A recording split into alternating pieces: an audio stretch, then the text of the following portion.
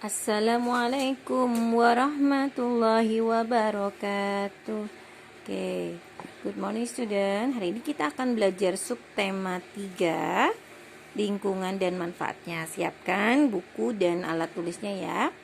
Baik, sebelum belajar, mari kita sama-sama membaca basmalah. Say basmalah. Bismillahirrahmanirrahim. Allahumma yassir wa la tu'assir.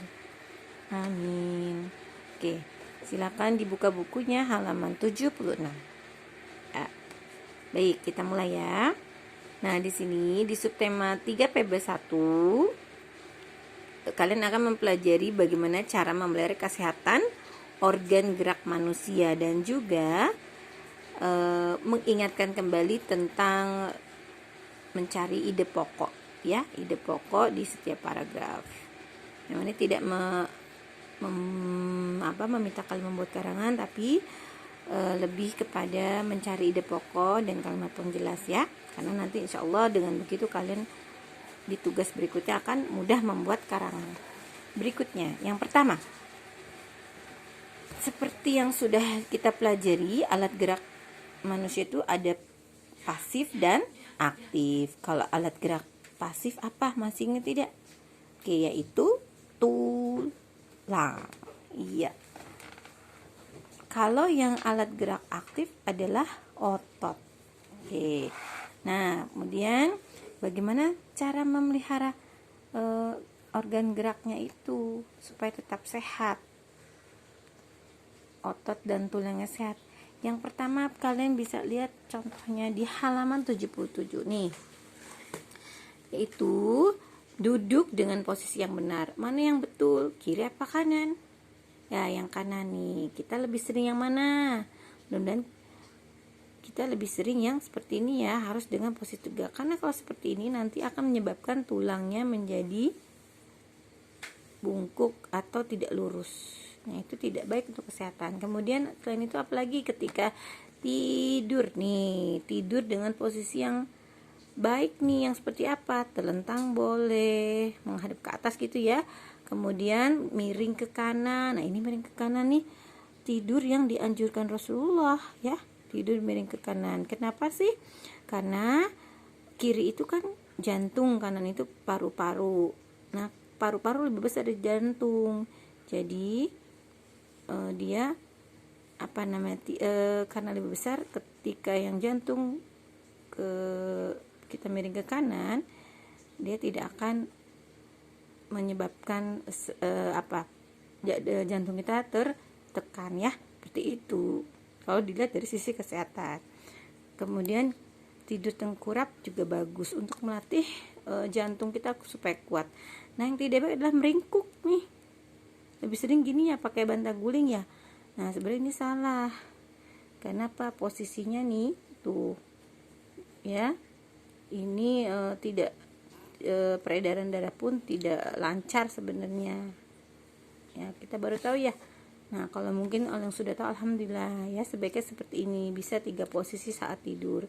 Kemudian berikutnya adalah kalau berdiri, yaitu tegak seperti ini. Kalau ini kepala menunduk, kalau ini terlalu membusung juga tidak bagus ya. Yang tegak adalah yang posisi yang terbaik. Kemudian selain itu kita harus mengkonsumsi makanan dengan gizi seimbang. Ada karbohidrat, yaitu mungkin nasi yang biasa kita makan, sayur, buah, susu. Oke, itu ya, terutama makanan yang mengandung vitamin dan mineral. Ini banyak di sayuran, buah, juga susu. Dan berikutnya yang tak kalah penting adalah berolahraga secara teratur. Tuh ya. Iya, karena dengan olahraga, menggerakkan tubuh, otot-otot kita juga jadi berkembang, tidak kaku. Nah, selain 5 contoh ini, bisa tidak memberikan contoh yang lain? Apa nih yang sering sekarang orang lakukan di zaman COVID ini? Apa? Benar, berjemur di bawah sinar matahari pagi ya. Karena menurut penelitian, sinar matahari adalah banyak mengandung vitamin D yang baik untuk tulang. Selain itu apa? Ada lagi tidak? Ya, Nanti kalian bisa mengembangkan ya. Baik. Nah, sekarang kalian bisa buka halaman 78. Di situ ya ada wacana atau bacaan tentang uniknya kain ulos. Itu cukup banyak nih, paragraf 1, 2, 3. Kemudian di halaman berikutnya 4 dan 5 ya, 5 paragraf yang cukup panjang. Tapi insya Allah kalau kalian membaca dengan seksama, kalian bisa menemukan ide pokoknya. Oke. Ya, nih. Silakan dibaca dulu, dipahami.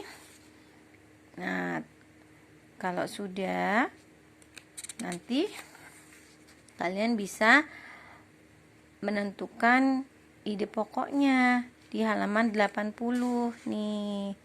Oke, memang nih kasih ini deh clue ya, kasih contoh satu di paragraf pertama.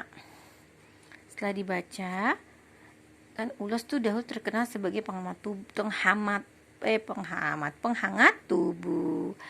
Nah, tapi sejalan dengan waktu, sekarang bisa di lambang ikatan kasih, simbol sosial masyarakat Batak, ya kan? Dan motif ulos itu sendiri menggambarkan makna tersendiri. Nah, berarti ini apa? Ide pokoknya yaitu apa? Kegunaan ulos ya, bisa kegunaan atau penggunaan kain ulos ya. Iya, kenapa? Karena di sini ada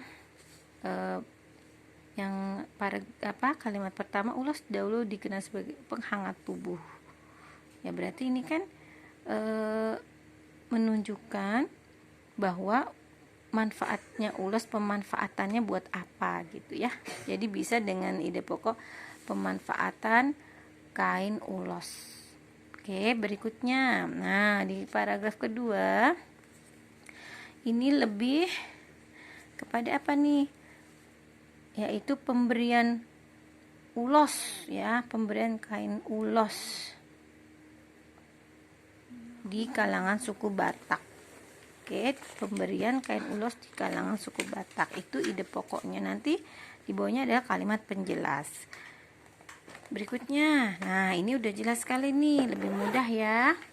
Ini tentang ada contoh-contoh nih jenis ulos. Nah, berdasarkan derajatnya terbagi menjadi banyak rasa atau sifat. Nah, berarti ide pokoknya adalah jenis atau derajat ulos.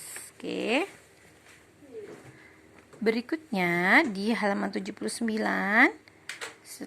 kalian nanti baca dengan teliti lagi ya. Ini tentang setelah dibaca ada bahan. Oke. Bahan dan peralatan dalam membuat ulos.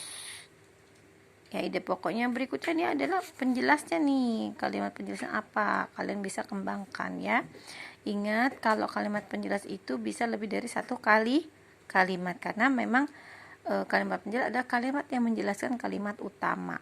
Nah, nanti ide pokok ini ada di kalimat pertama ya, di awal paragraf. Berikutnya, dan di paragraf terakhir ini sudah jelas nih. Kalau seperti ini mudah nih. Berarti ini apa?